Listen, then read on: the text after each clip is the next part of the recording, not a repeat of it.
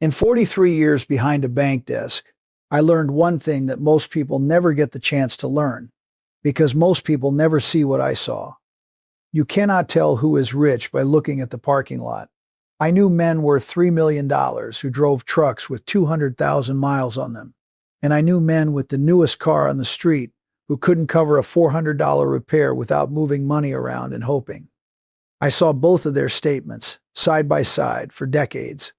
And somewhere in my second decade at that bank, I started keeping a little private list, never written down, just carried in my head, of the things that quietly wealthy customers, the real ones, the ones whose balances only ever moved in one direction, had all stopped buying. Almost to a man, and to a woman, the same 7 things kept showing up, or rather, kept not showing up. Today, I'm going to give you that list, all 7. And number 2 on this list is the single most expensive habit in American retirement, and I'd bet good money somebody on your street is doing it right now. My name is Harold Briggs. I spent 43 years inside the same small-town bank in Ohio, teller to branch manager. And I'll tell you what that job really was. It was a front-row seat at the only honest show in town. People can dress however they like, talk however they like, park whatever they like in the driveway. The account statement doesn't perform. It just tells you what happened. And what I watched happen over and over for 4 decades is that the people who stayed wealthy in retirement were not the ones who earned the most. They were the ones who had quietly stopped buying certain things, usually years before anyone would have guessed, and never looked back. Now, before your mind starts arguing with me, let me head off the 2 thoughts forming right now. Thought number 1. Harold, this is a list for rich people, and I'm not rich. Turn that around, friend. This is the list of what people did to stay rich, which makes it exactly the list for someone protecting a fixed income. Because on a fixed income, every dollar that doesn't leave is a dollar that doesn't have to be replaced. And thought number 2, the opposite one. We did well, we've got plenty, we can afford these things. Maybe you can, but I watched plenty of comfortable retirements get eaten, not by disaster, but by nibbles. A payment here, a membership there, a renovation, a warranty, a fee. No single bite was fatal. Together, they were a slow leak in a good boat. The wealthy customers I'm describing could afford all 7 of these things. That's the point. They stopped anyway. It's worth 20 minutes to find out why. And here's the one idea to hold on to all the way through, because it's the engine underneath everything today. After 65, a dollar is not worth what it used to be. It's worth more. Because in your working years, a wasted dollar could be replaced by next month's paycheck. In retirement, most of the money you'll ever have is already in the room. Every dollar you keep is a dollar your savings never has to produce, never has to earn, never has to survive a bad market to give you. The wealthy retirees I knew understood this in their bones. They didn't get cheap, they got precise. There's a difference, and by the end of this video you'll have it too. So, thing number 1 that the wealthy quietly stopped buying. Luxury status goods. The logo tax, I used to call it. The watch that costs a car. The handbag that costs a mortgage payment. The brand name printed large enough for the neighbors to read. Here is what 43 years of statements taught me about status goods. The people buying them, disproportionately, were the ones still trying to look rich. The ones who were rich had, almost without exception, stopped. And I don't think it was discipline, exactly.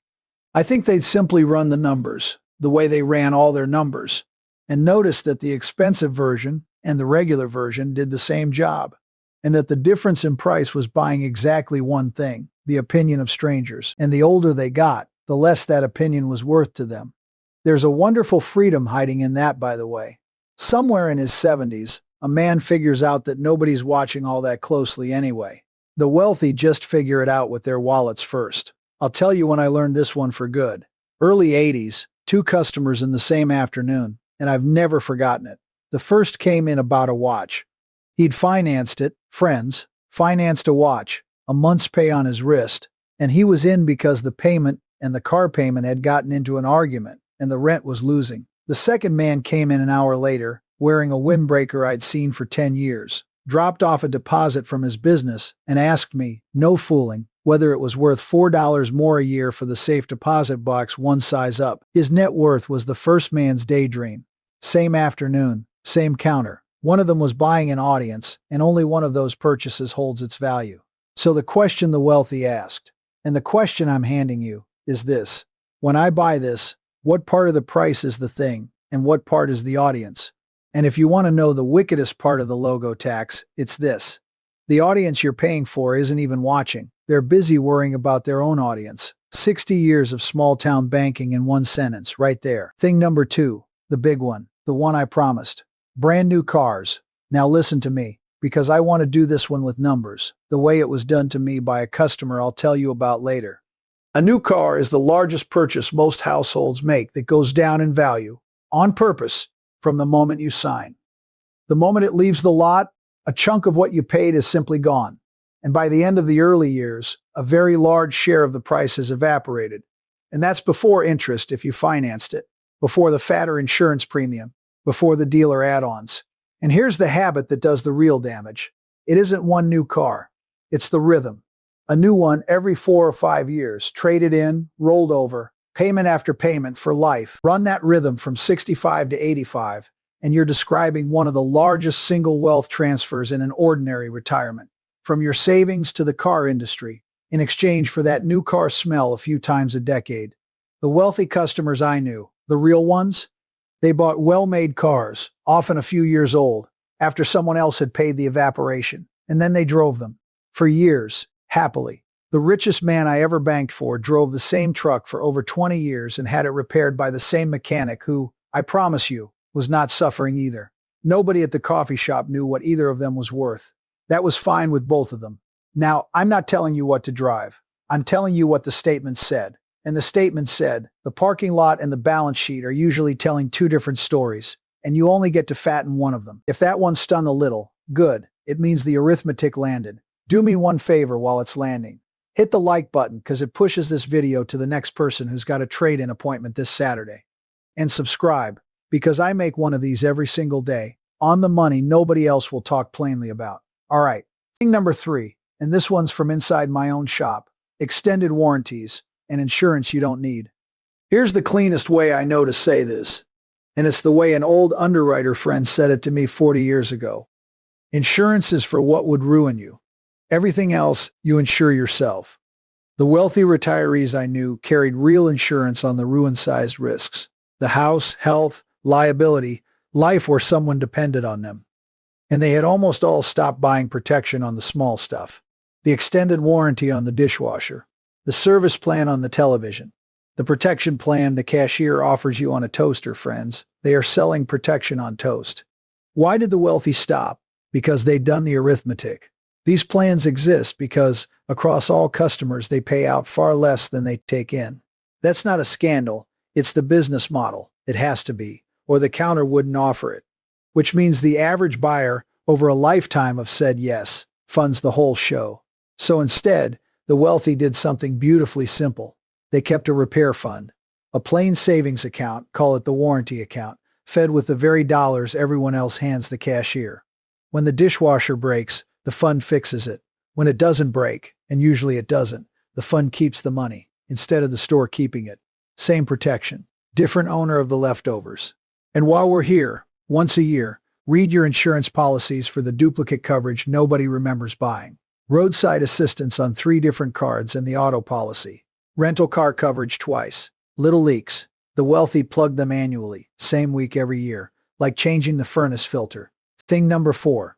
Trendy home renovations. Now I have to be careful here, because I love a well-kept home. And so did every wealthy customer I ever served. But there's a difference, and the statements drew it in ink. They maintained. They repaired. They replaced the roof before it leaked. What they had stopped doing was renovating for fashion. The kitchen that gets gutted, not because it fails, but because the doors are the wrong color this decade. The bathroom redone to look like the magazine, which will look dated in exactly the number of years it takes the magazine to change its mind.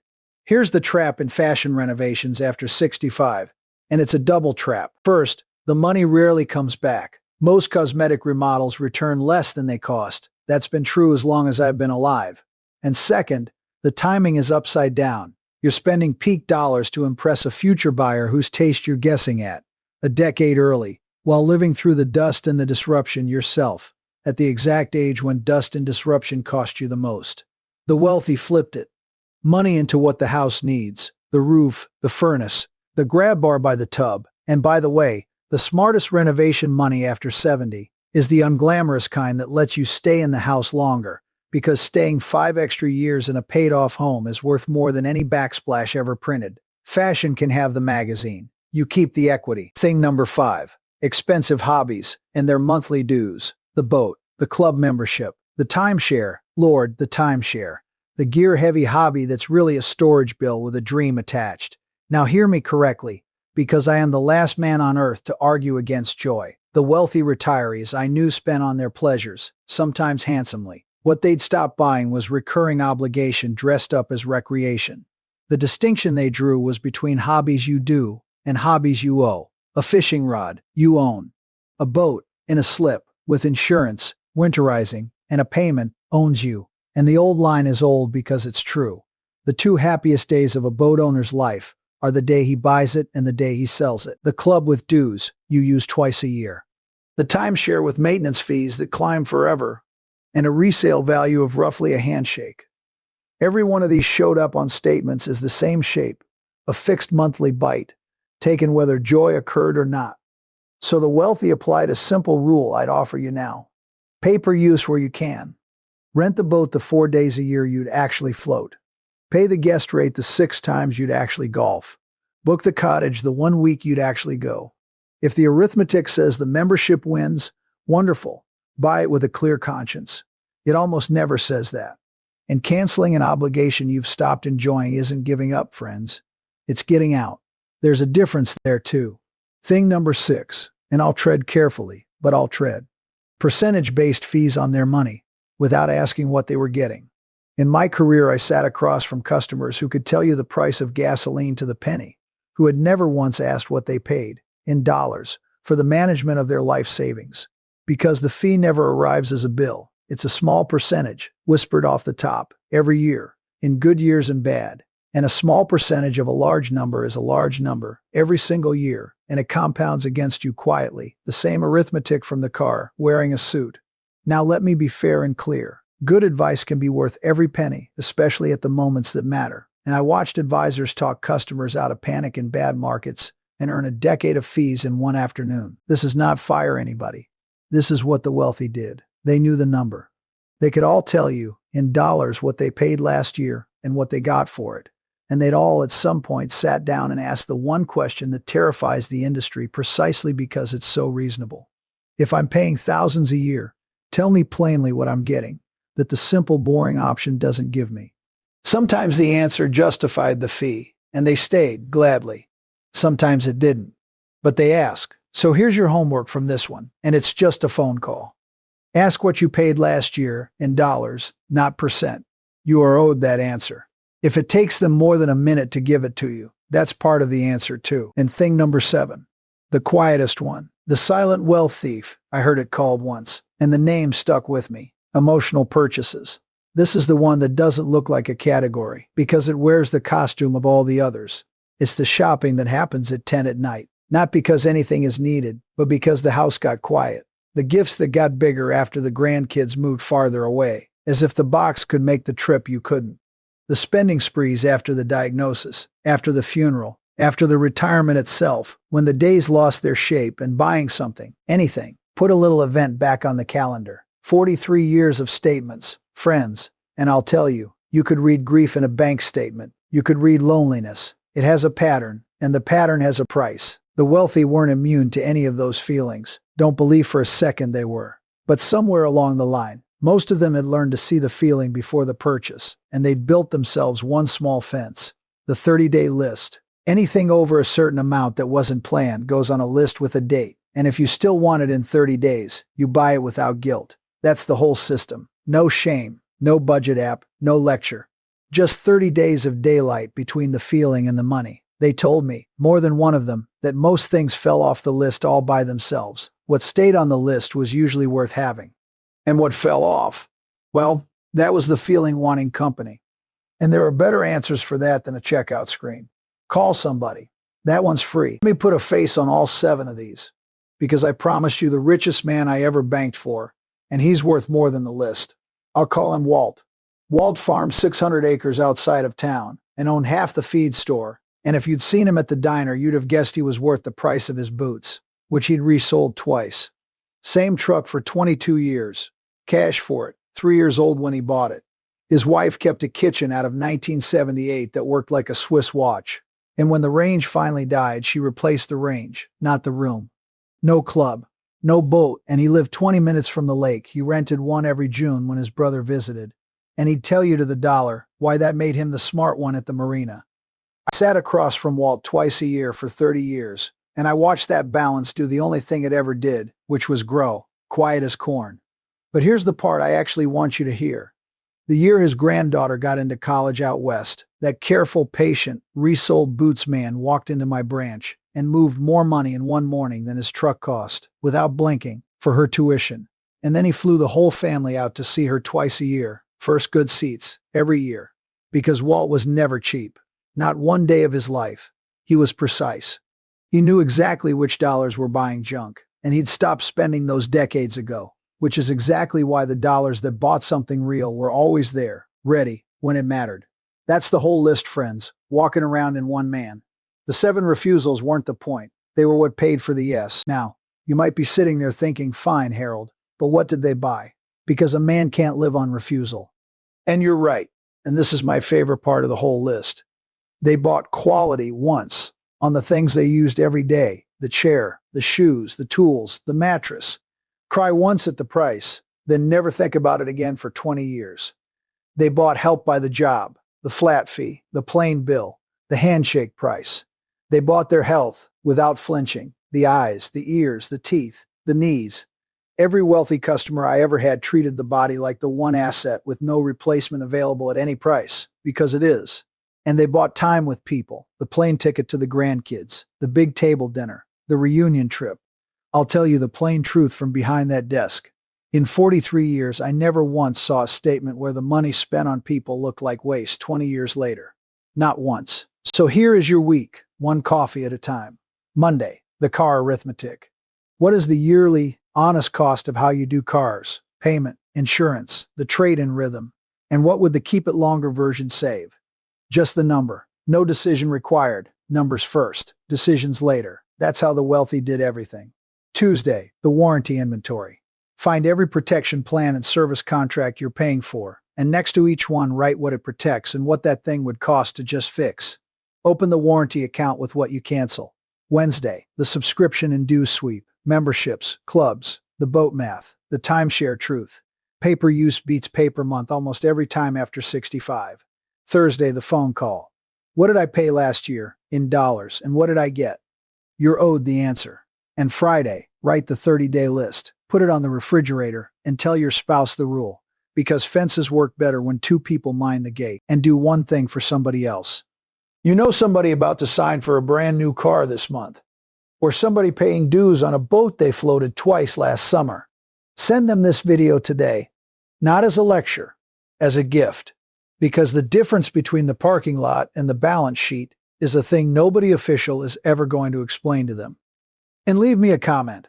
Tell me the best money habit you ever learned from somebody older than you, and what state you're in. I read every single one, and the states you name decide which programs I dig into next. And subscribe, because next time, I'm bringing you the other list. I sat down with the regrets of people in their 80s, the honest ones, the things they'd do differently with their money and their time if they got one more run at retirement. And the number one answer is not what you think it is. It wasn't money at all. Everything I've shared today is general educational information, not personal legal, tax, or financial advice. Costs, fees, and programs vary by state, by company, and by situation, and they change over time. Before you make any money decision, confirm the details with the company or a licensed professional. That's not me covering myself. That's just sound banking. Look after your money. You earned it twice. Once when you worked for it, and once when you kept it. I'll see you in the next one.